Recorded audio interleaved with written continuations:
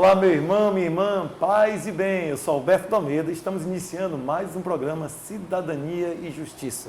E hoje, para falar de justiça, com a cidadania, porque os dois estão ligados, estamos na 8ª Vara do Juizado Especial Cível aqui da capital, Manaus, Amazonas. Conversar conosco, desde já agradecemos por ter aberto o juizado, doutor Marcelo Vieira, ele que é titular da vara. Tudo bom, doutor Marcelo? Tudo bem, tudo bem. É uma grande honra estar aqui, ter sido convidado aí para poder falar alguma coisa desse universo que tanto me encanta, é o meu dia a dia, né? Eu sou fã absoluto do sistema dos juizados especiais e estou aqui à disposição de você para colocar qualquer tipo de informação que eu possa passar para os seus ouvintes, o pessoal que está nos assistindo agora, nesse teu programa que veio realmente de uma forma muito bacana, muito legal e de uma forma bem direta, que é de fato a essência dos juizados especiais. Bom, obrigado. Nós temos um público acadêmico e a população das zonas periféricas, das zonas de Manaus, e muitos se comentam sobre pequenas causas e perguntam, até aluno, primeiro, segundo período, professor, o que são as pequenas causas, como se fosse algo diferente. Então o juizado ele veio justamente, ganhou esse nome Pequenas Causas, que ele trabalha com causas de menor valor, é isso? Na verdade, o nome Pequenas Causas é um nome equivocado, é um nome que até de fato, de alguma forma, rebaixa, porque as nossas causas de pequenas não tem nada mais. Elas têm o conceito de simplicidade, mas elas não têm o conceito de serem causas pequenas, vamos dizer assim. Essa herança ela veio em razão do advento, porque ele iniciou com os antigos tribunais de pequenas causas que foram instituídos há muito tempo atrás, antes, inclusive, que gerou a ideia para o legislador criar a Lei 9.099, que trouxe os juizados especiais cíveis e criminais. Quer dizer, então, acharam que isso era uma mudança. Na verdade, os juizados especiais eles vieram pela experiência bem-sucedida dos antigos tribunais de pequenas causas. Aí colocaram juizados de pequenas causas, e é um termo equivocado, né? Equivocado, porque o legislador ele abriu o leque de opções. Antigamente, o Tribunal de Pequenas Causas, que aqui em Manaus funcionava, inclusive lá do lado da Faculdade de Direito, a antiga Jaqueira, né? No centro. Existia um tribunal lá que realmente ele tratava de causas, sim, pequenas, bastante pequenas. Hoje, com o advento da Lei 9.099, né, em 1995, as causas de pequena não tem mais nada, né? As causas, a gente tem um conteúdo econômico limitado, que é 40 salários mínimos dá R$ 41.800 hoje, né? Então, não há como se dizer que a grande maioria das causas que a gente tem, elas têm um conteúdo econômico bastante significativo, né? E considerando a facilidade, que na minha visão é o maior benefício da lei, que é a facilidade de acesso, é a justiça do cidadão, então penso que essa é a principal valia. Então eu acho até injusto dizer, né? Juizado de pequenas causas, é até injusto.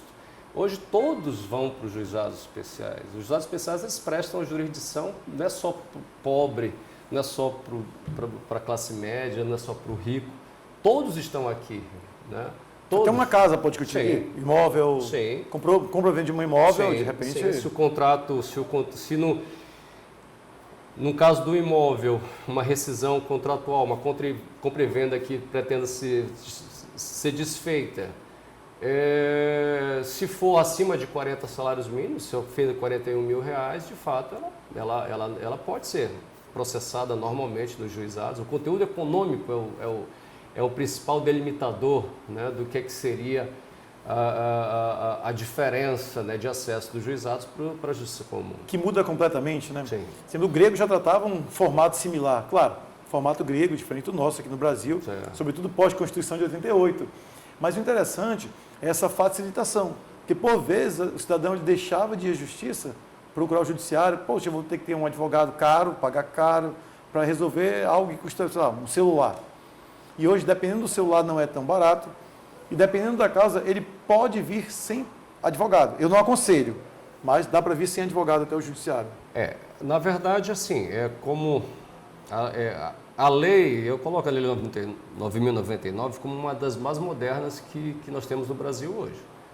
né? Não existe lei processual, um rito processual mais moderno, e isso foi trazido em 1995, quer dizer, foi um avanço.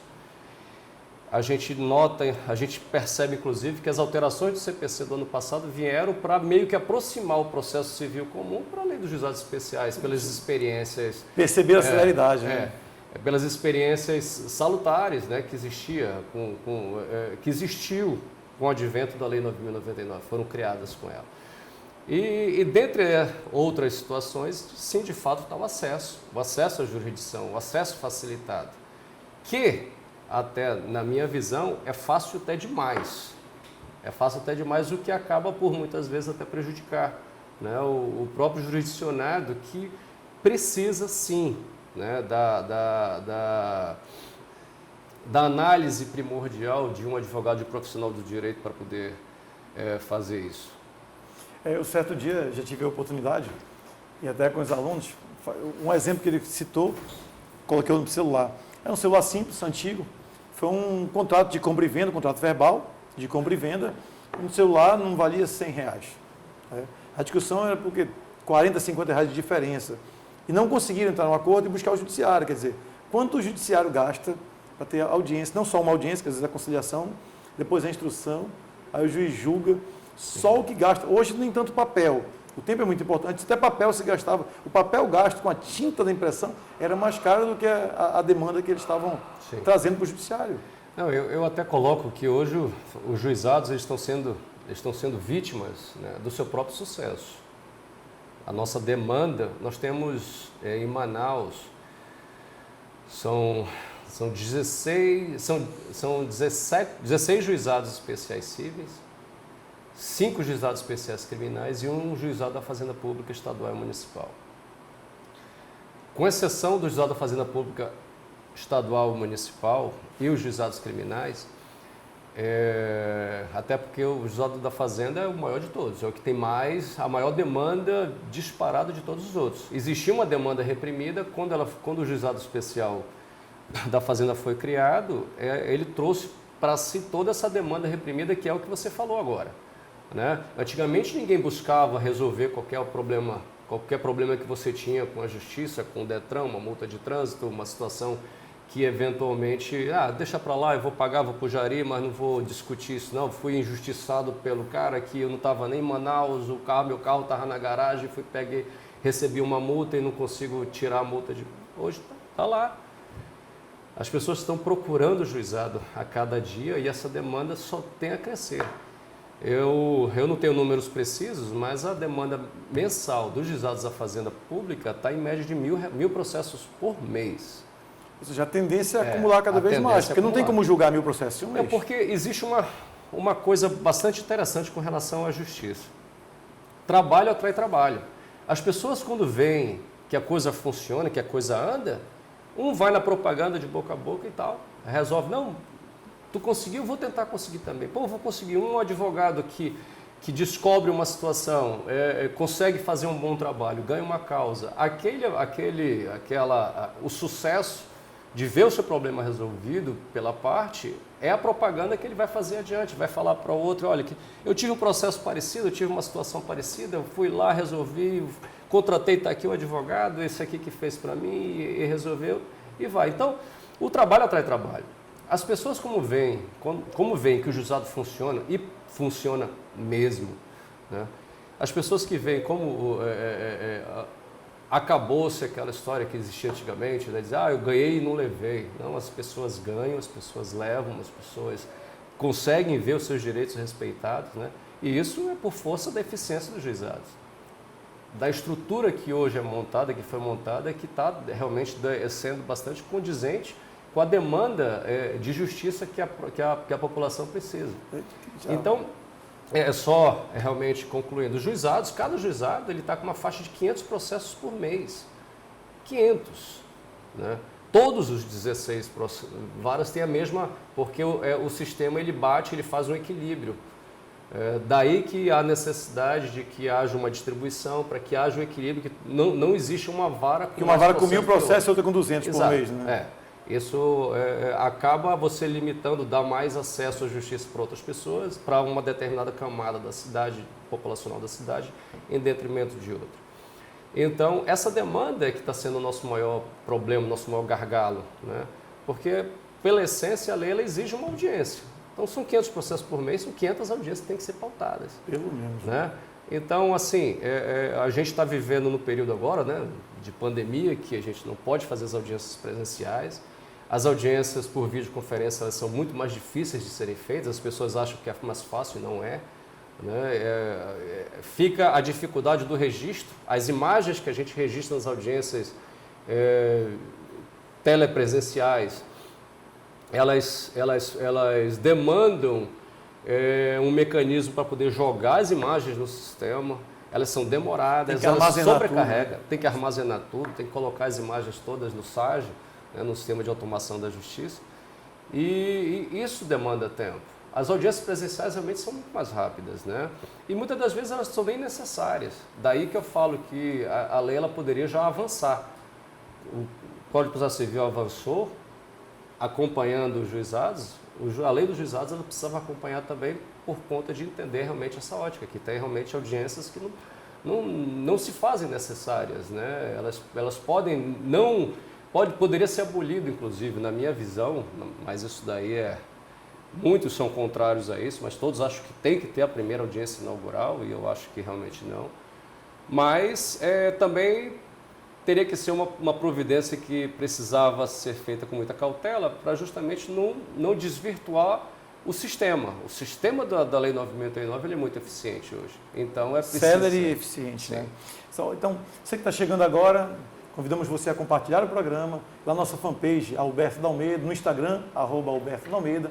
Nós estamos aqui no 8º Juizado Especial Civil, que fica na Faculdade Newton Lins, conversando com o titular, Dr. Marcelo Vieira, justamente falando sobre esse rito e como funciona o Juizado Especial Civil, de acordo com a Lei 9.099. Então, doutor, que o senhor fala sinceridade, audiência de conciliação. Temos empresas que, com frequência, são demandadas, que não tem o hábito de conciliar, ou seja, não tem proposta. Então é uma audiência que é quase como uma perda de tempo e um gasto também do judiciário.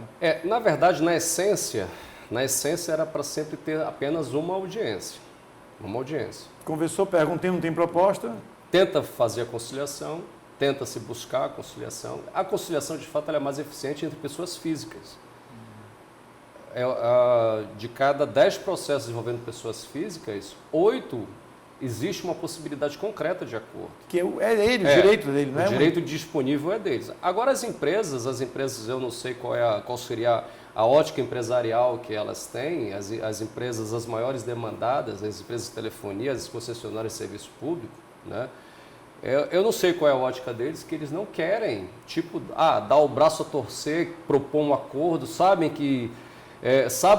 muitas vezes, do posicionamento da justiça estadual amazonense relacionada a determinado assunto e continuam na ótica de não fazer acordos, né? Não propor acordos, sequer ventilar uma hipótese de resolver o problema, porque o acordo é melhor para todo mundo. Sempre melhor. Né? O acordo, os dois ganham, os dois perdem. Né? E os dois têm o poder de decidir. Exato, o poder de decidir, não tem recurso, do acordo não tem recurso. Só faz executar a sentença que nem precisa, muitas das vezes, sempre ela é cumprida de forma voluntária, a maioria das vezes é cumprida de forma voluntária. Então, tem duas dúvidas surgindo agora, mas eu quero convidar você a compartilhar o nosso programa. Nós estamos no 8º Juizado Especial Civil, aqui da cidade de Manaus, com o doutor Marcelo Vieira, ele que é o titular da vara, por sinal o juiz que foi mais citado no programa, mesmo sem ter participado. E te convidando, além de compartilhar o programa, nos seguir lá no Facebook, na fanpage Alberto Dalmeida, ou no Instagram, @AlbertoDalmeida. O senhor falou duas coisas que me intrigaram. Uma foi a questão do recurso. Então, o juizado especial, ele também tem um duplo grau de jurisdição? Há a possibilidade de recorrer de uma decisão? Sim. Bom, vamos lá, começando desde o início. A parte, ela peticiona, entra com processo, ela pode entrar diretamente, como foi dito, ela pode fazer um pedido. O pedido do juiz expõe os fatos de forma sucinta e faz um pedido de forma objetiva. Pode vir sem advogado. Muitas das vezes, por falta de preparo, de não conhecer de leis, eles acabam deixando de pedir alguma coisa que poderia ser feita naquele processo e acaba, às vezes, se prejudicando. O juiz ele não pode julgar além do que foi pedido. Eu não posso dizer, eu acho que você tem direito, um exemplo, eu acho que você tem direito a um dano moral, mas como não pediu, eu não posso fazer nada. Eu não posso dizer para ele. Aquele time ultra petita, né? Eu não posso fazer isso. Você tem direito sim, né? Não fez, devia ter procurado um advogado. Mas a grande maioria das vezes, porque uma coisa é fato, ninguém se sente satisfeito de ir para a justiça, né? Ninguém quer litigar com ninguém. Não deveria existir essa cultura do litígio, como está se criando. As pessoas tinham que tentar resolver por autocomposição seus problemas, antes de levar realmente para uma pressão do Poder Judiciário. Mas, evidente, se existe o acesso, também não convém perder tempo. Está fácil, então, está dando resultado. A parte entra com o processo, a audiência, dependendo da vara, ela demora mais ou menos... bom, não vou falar das outras, vou falar realmente da minha. A audiência aqui no juizado, a gente está com a pauta para 3 meses. Né? Tão rápido assim? O processo entra hoje, com 2 meses, 2, 3 meses depois, já tem audiência, e a audiência é única. Eu faço o possível para sempre ter uma audiência só, para evitar da parte vir 2 vezes. Gasta transporte, tempo, deixa de trabalhar naquele dia ou ir para aula. Né? E até porque é o seguinte, a demora do julgamento, ela prejudica todo mundo. Judiciário, Sim. o autor. Provas se perdem com o tempo, né? A memória se perde com o tempo, às vezes um fato que poderia ser relevante cai no esquecimento. Testemunhas que veem determinado fato esquecem do que aconteceu, se demorar. É muito comum, por exemplo, acidentes de trânsito, eu fazer perguntas e a parte diz, olha, eu não lembro se foi de manhã, se foi de tarde. Aí você já começa a duvidar um pouco do testemunho. A pessoa não consegue nem lembrar se era de manhã ou de noite. Aí vai olhar, não, mas o acidente foi há 1 ano atrás. Aí, tá, então vamos relevar um pouco. Aí continua conversando e a parte vai se lembrando aos poucos. Quer dizer, isso seria muito mais fácil se a parte tivesse com a memória mais fresquinha. E também a questão do julgamento. Né? Eu sempre digo que eu acho que a demora no julgamento, ela maltrata muito mais a parte do que a decisão desfavorável. Né? Então, a pessoa não saber se ganhou ou perdeu, se vai ganhar, se vai perder, é muito pior do que pegar uma sentença rápido, olha, o juiz decidiu, até porque o juiz é falível. Né? É um ser humano, né? Sim. Às vezes já tive inúmeras situações que eu julguei de determinado jeito, vai para a turma recursal, volta, eu vou ler o acórdão que reformou minha decisão de 1º grau, eu olho assim, realmente eles estão... Eu acho que aqui eu não notei esse detalhe, pensando melhor, eu acho que a turma está certa. E, nos próximos processos, eu mudo já de posicionamento. E isso é que muito o direito bom. É bonito. Muito bom. Assim como, a mutabilidade do formato. Assim como existe o inverso. Eu pego os acórdãos da turma recursal, eu tenho que obedecer, mas eu não concordo. Eu continuo com o meu posicionamento de 1º grau. E tento, numa sentença posterior, tentar convencer melhorar a sentença, no sentido de expor o meu ponto de vista, que às vezes eu acho que eles não entenderam direito. Né?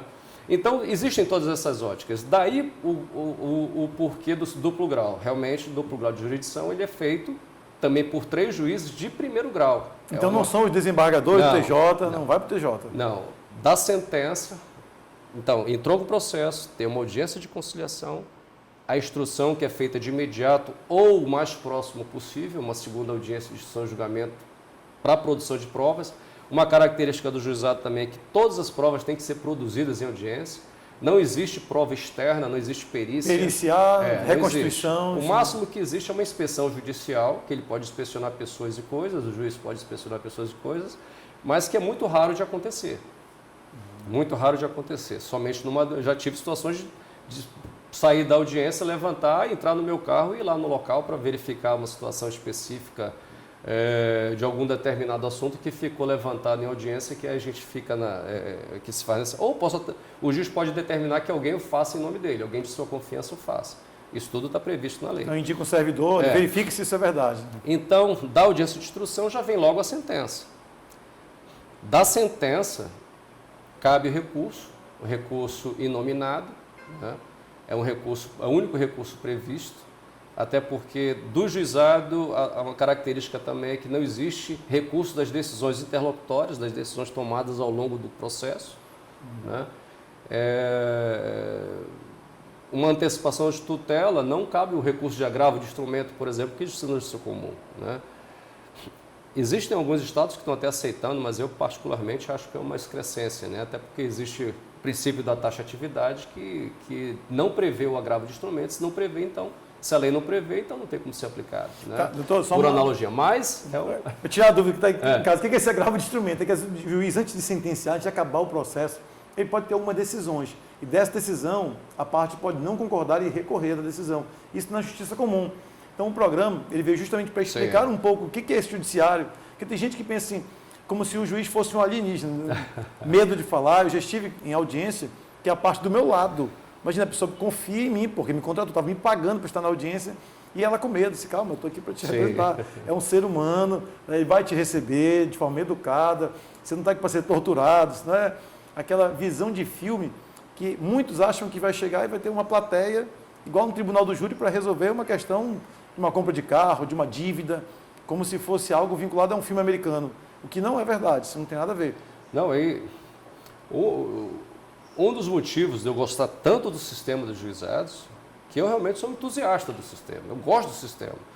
A gente vê o início do processo, vê o fim, vê ele ser resolvido. Quer dizer, eu sou juiz há 23 anos, passei 9 no interior.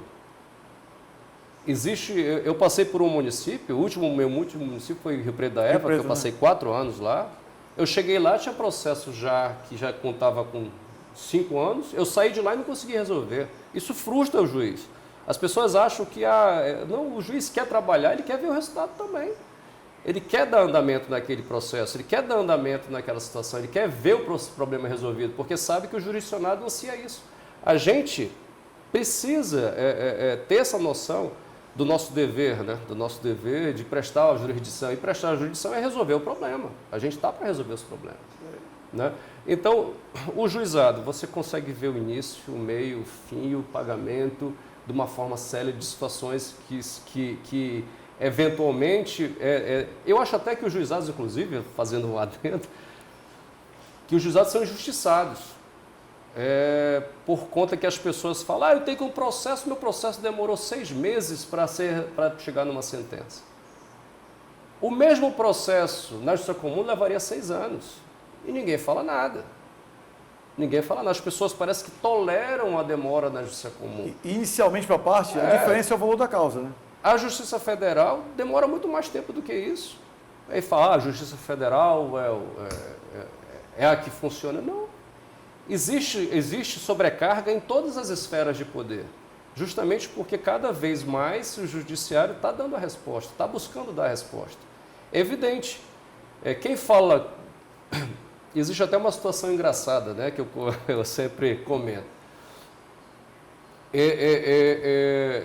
O bom trabalho do juiz, muitas das vezes não é visto. Só é visto um mau trabalho. Né? A parte que ganha diz que o juiz cumpriu a obrigação dele. Eu tinha direito mesmo, então, eu tinha direito, o juiz só fez dar o direito que eu tinha. Só fez confirmar aquilo que eu já sei que eu tinha direito. Que eu já sabia desde o início. Agora, o que perde, diz que o juiz é burro, é corrupto, é amigo da parte. Né? Ele nunca vai dizer, eu nunca vi uma parte que perde. Aliás, já vi uma vez, que foi até engraçado, posso até contar.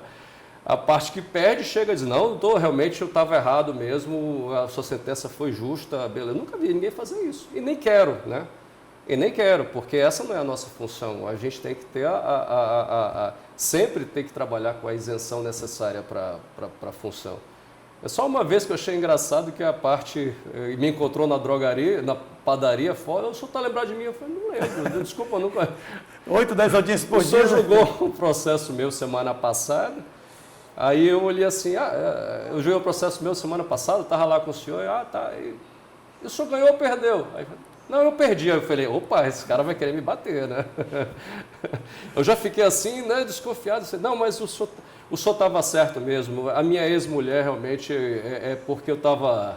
Depois o meu advogado disse exatamente o que o senhor ia fazer na sentença e o senhor realmente foi justo.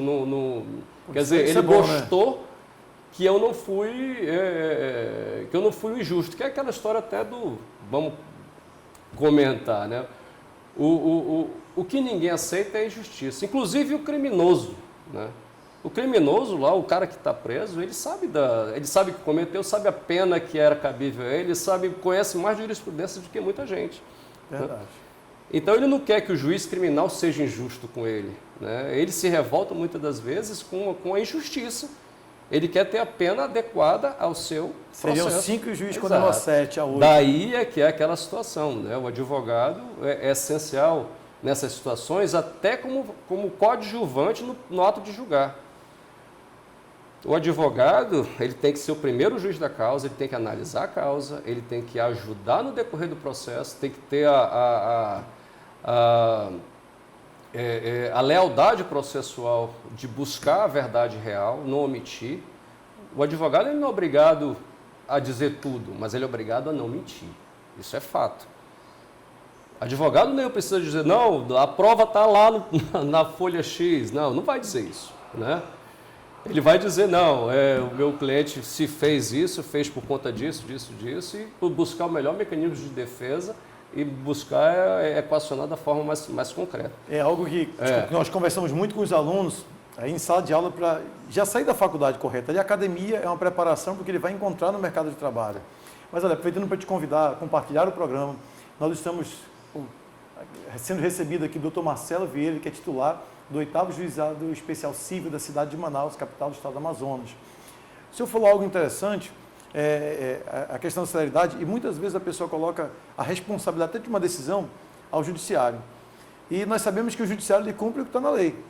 Então, quem faz a lei não é o juiz, não é o juiz que cria a lei da cabeça dele. Então, ele obedece uma situação, um sistema que veio do Congresso. Então, acham que muitas vezes está dissociado, executivo, legislativo, judiciário.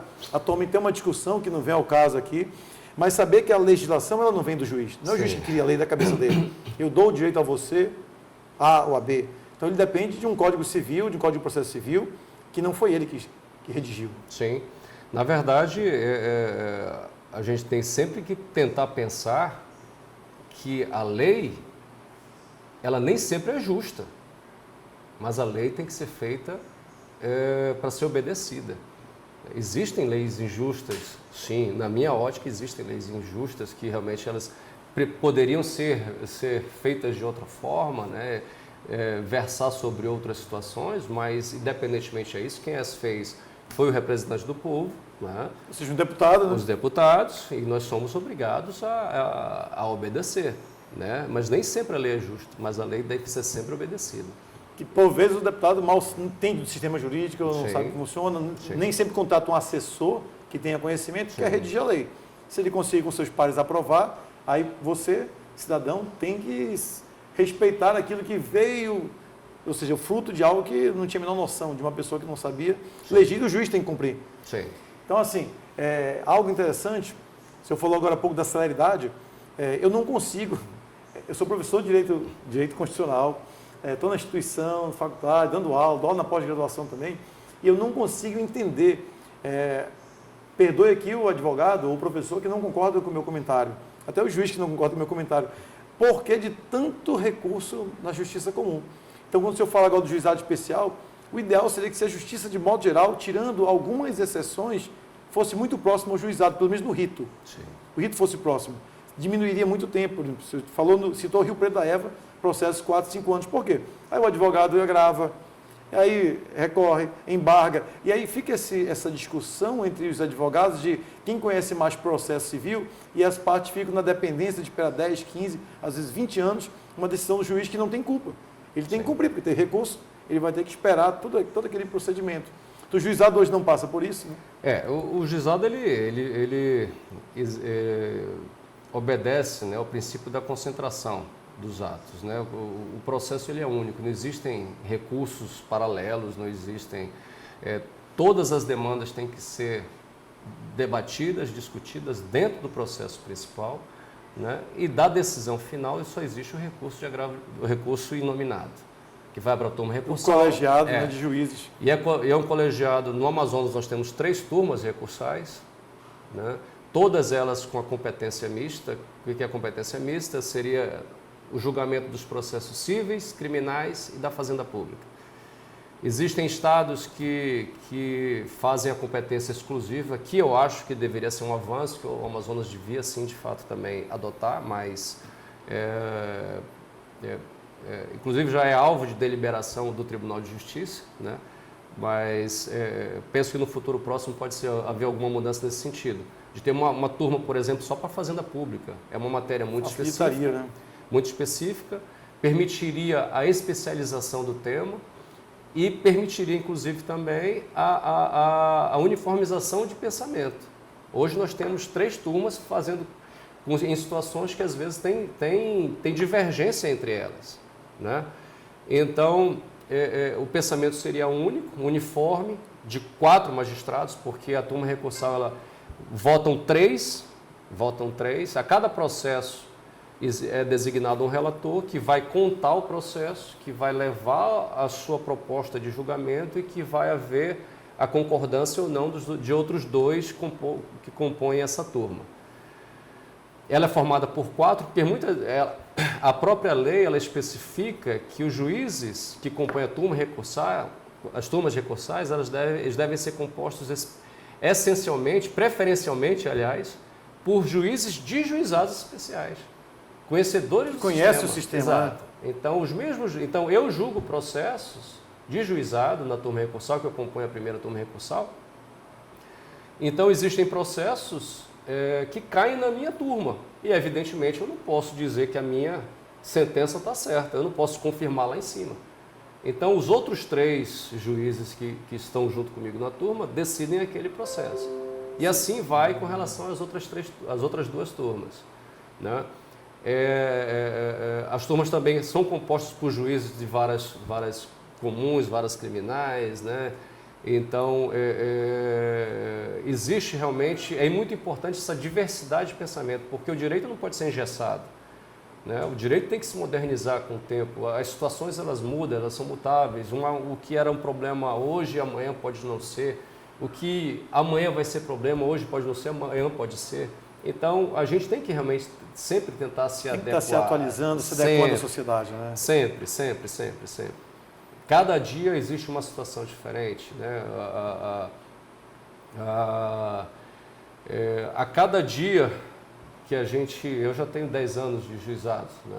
A cada dia eu posso dizer que eu já tive pensamentos que no início da minha carreira nos juizados eu pensava de um jeito, hoje eu vejo de outro, né? As pessoas, até eu coloco, hoje elas estão muito mais sensíveis, né?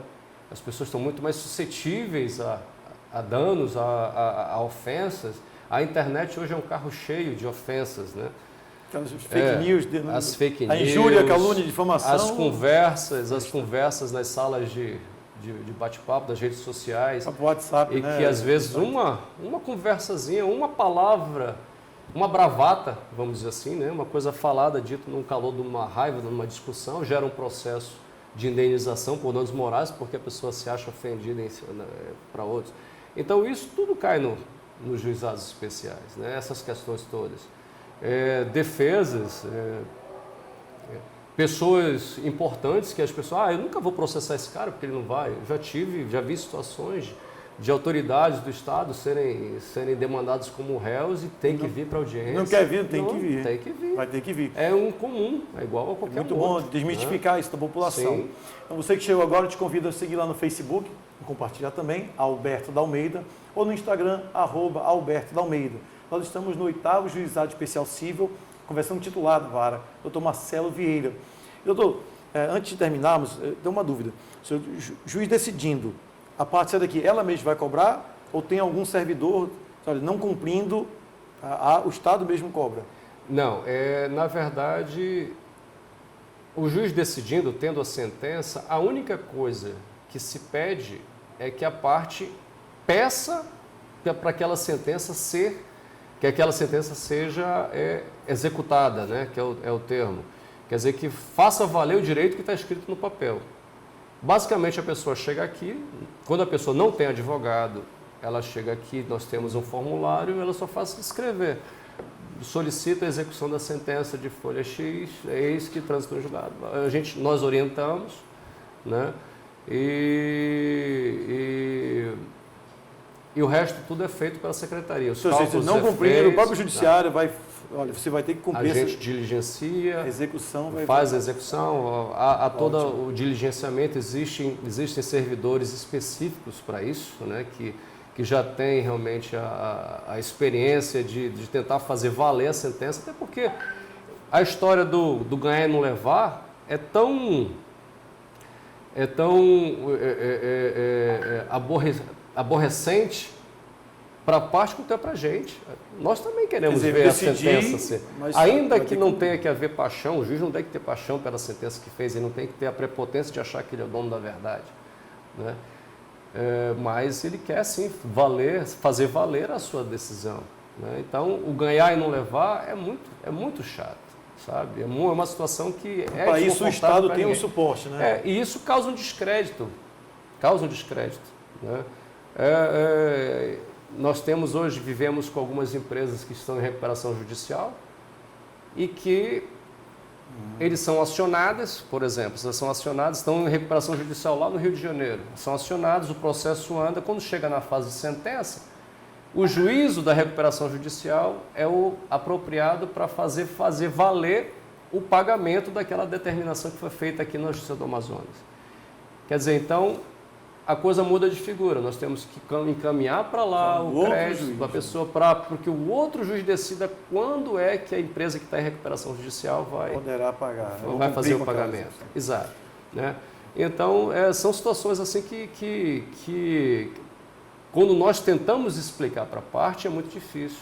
Daí que é muito bom, eu particularmente prefiro sempre que todo mundo venha com advogado. Muito mais fácil no presencial conversar com advogado.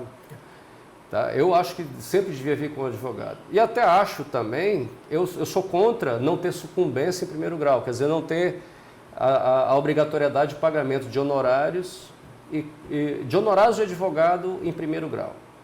No juizado só tem honorários de advogado e pagamento de custas em segundo grau, quando o processo vai para a turma recursal. Em primeiro grau não existe. Só existe nos casos de litigância de má-fé. E uma litigância de má-fé, de fato, é sempre muito difícil de ser decidida, porque a presunção é sempre de boa-fé. A gente tem que sempre pensar que a parte está acionando o judiciário. Achou que foi por engano. Então tem que... exatamente. A gente tem que sempre pensar que está todo mundo de boa-fé. Nós não podemos partir para a premissa, né, do Lombroso, que já entrou... Lombroso. A teoria lombrosiana, né, que o cara já está condenado antes de... Deixa eu ver o maxilar cometer o crime, né? Deixa eu ver o rosto dele. Dependendo do rosto, ele é bom, dependendo do rosto, isso já está condenado. Eu, então, ia sofrer com esse meu rosto. Sem a beleza, ele diz, olha, você tem que ser condenado. E, assim, só concluindo a questão dos recursos, decisão da turma recursal, inclusive, o processo acabou. Não tem mais recurso para Brasília, não tem recurso para o STJ, para o Supremo Tribunal de Justiça. Tudo no próprio Tudo Estado. fica aqui. Existe uma hipótese de recurso extraordinário para o Supremo Tribunal Federal, mas que versa apenas em matéria constitucional. Se houver alguma mácula constitucional no decorrer do processo, tipo cerceamento de defesa, ou julgamento por juiz incompetente, alguma situação constitucional básica, né, de direito. Então, esses processos podem ser que cheguem ao Supremo Tribunal Federal. Algo raro, né? Raríssimo. Eu, particularmente, nunca vi. Nunca vi, aliás, já vi recorrerem, mas nunca vi ter havido um provimento, né? Haver uma modificação da justiça das turmas recursais. Doutor, e nesse período de pandemia, as audiências estão acontecendo ou a justiça parou? Não, na verdade, nós nos reunimos, os juízes dos juizados, todos nos reunimos. O teletrabalho foi instituído pelo Tribunal de Justiça e nós procuramos nos adaptar da forma mais criativa possível.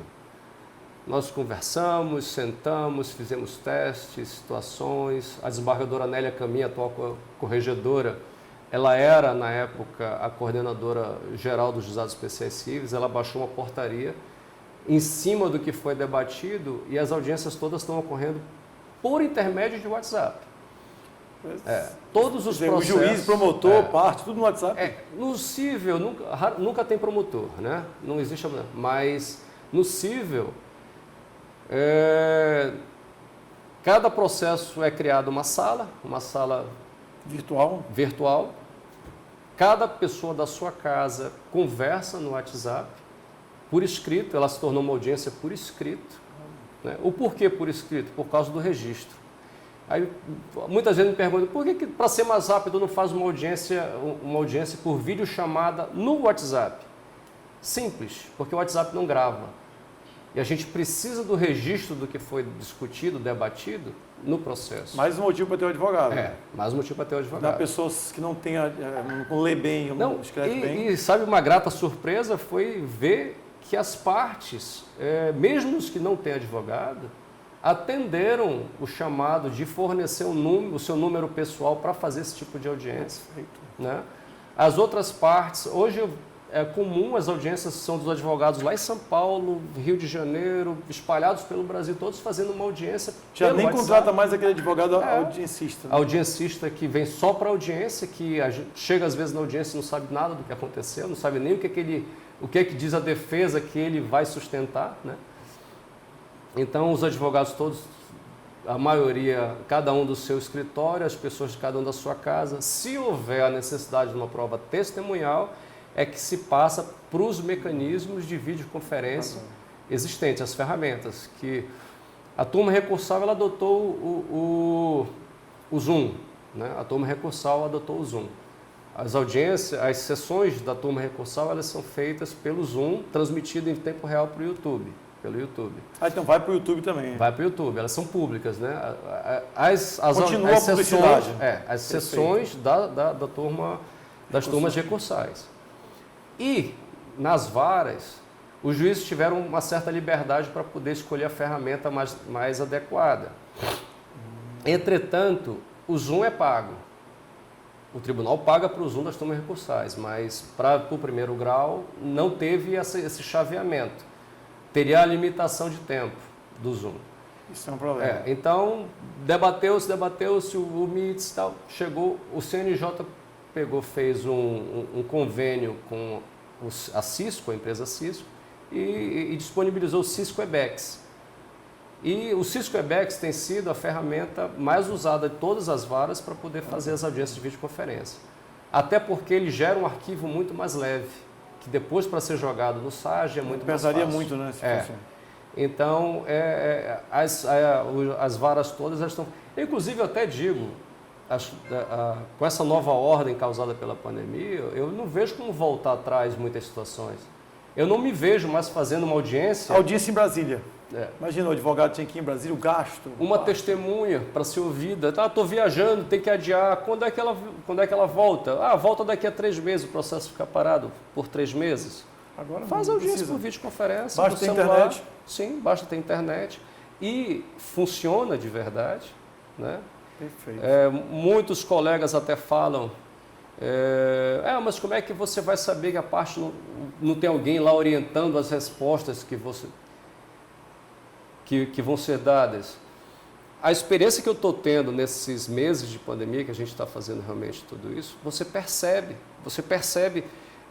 ninguém chega, mesmo na frente do juiz, à distância, você percebe quando a parte está fugindo da verdade, quando ela não sabe especificamente.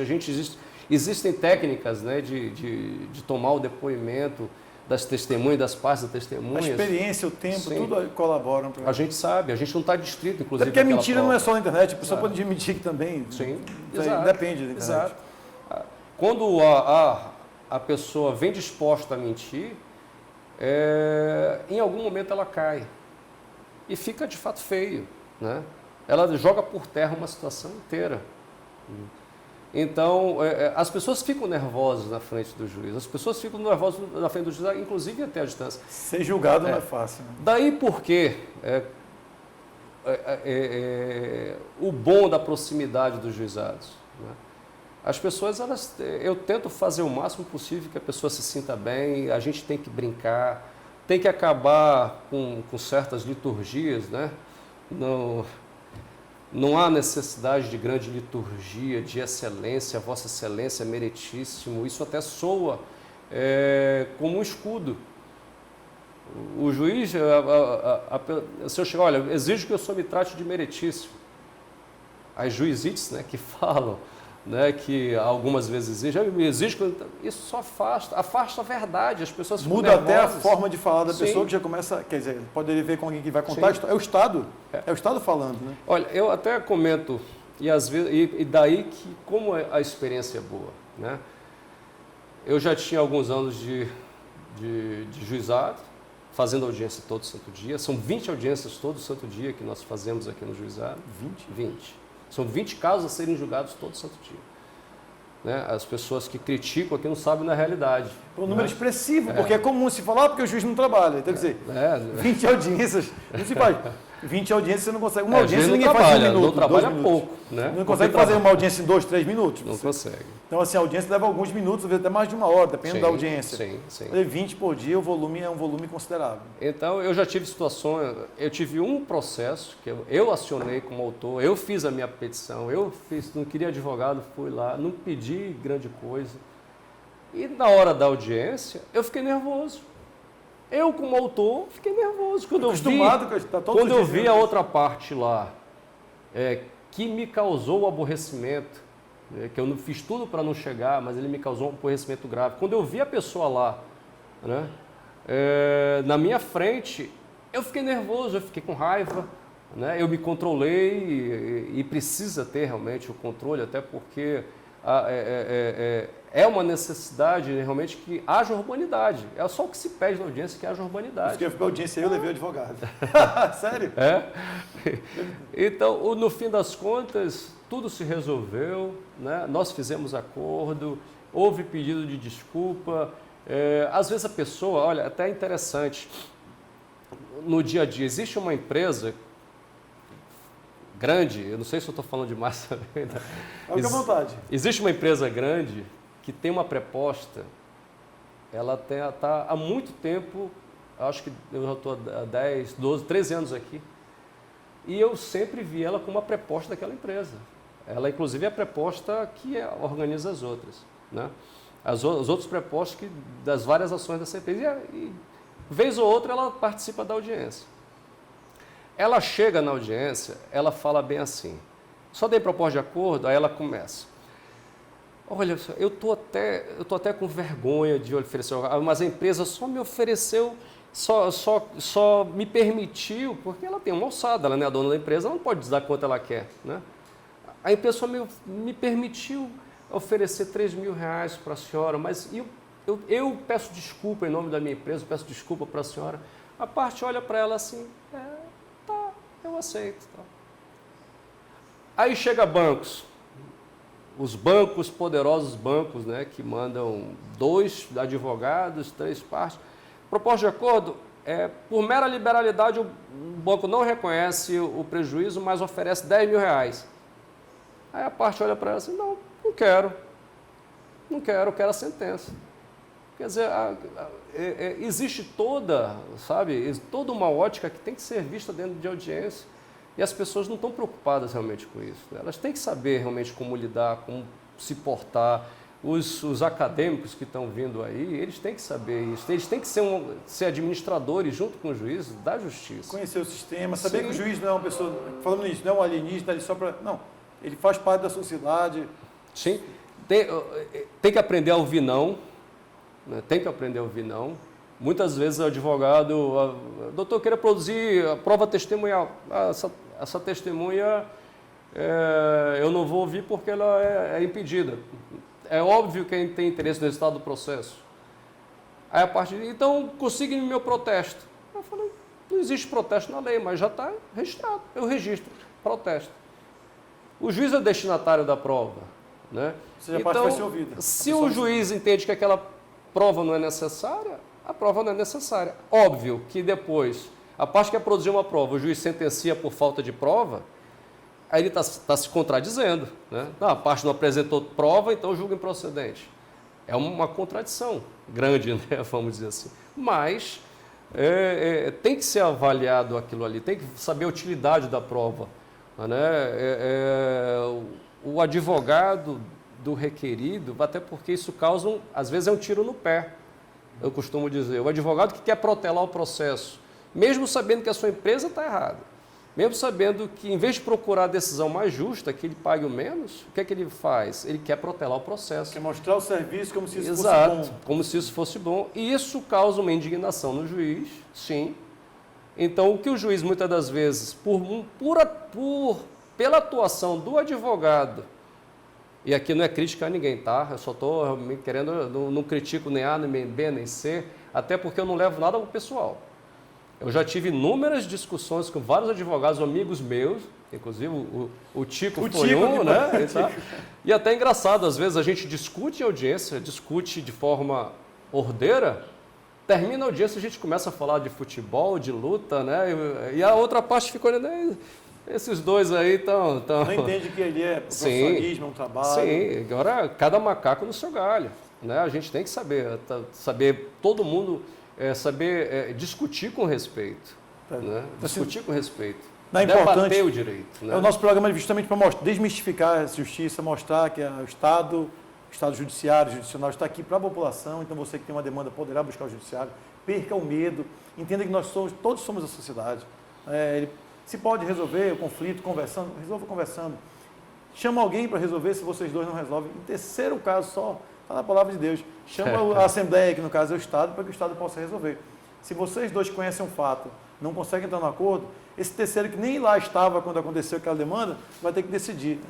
Então, esse é o Estado. Então, Marcelo, nós queremos agradecer, só abrir aqui, mesmo em tempo de pandemia, abrir aqui o Judiciário, mostrar como está acontecendo, a audiência, mesmo à distância, está aqui acontecendo naturalmente, só mudou o formato, então muito obrigado mesmo. É uma satisfação muito grande, eu parabenizo você, meu amigo Alberto, né? Então, sucesso na sua empreitada, eu sei que sempre tudo que você faz se dedica, você sempre tudo que faz da melhor forma possível, né? Acompanho o trabalho na igreja, inclusive, tanto na igreja, conheço o Alberto, tanto no trabalho dele, tanto na igreja quanto no esporte, né? E no eleitoral e no judiciário. Né? Então, você é uma pessoa realmente que tem toda a minha estima. Né? E a casa está aberta, assim para você como para todas as pessoas que quiserem qualquer tipo de orientação. Doutor Marcelo Vieira, muito obrigado. Conversamos agora há pouco, né? Doutor Marcelo Vieira, que é o titular, 8º Juizado Especial Civil de Manaus, da capital do estado do Amazonas, explicando um pouco sobre o juizado. Um pouco não, explicou até bastante sobre a Lei 9.099. Muito obrigado. Se você puder compartilhar, compartilha. Nos segue lá no Facebook, fanpage Alberto da Almeida, no Instagram, @Alberto da Almeida, e pode sugerir temas, pautas também para nós conversarmos. Muito obrigado, Deus te abençoe, fique com Deus. Paz e bem.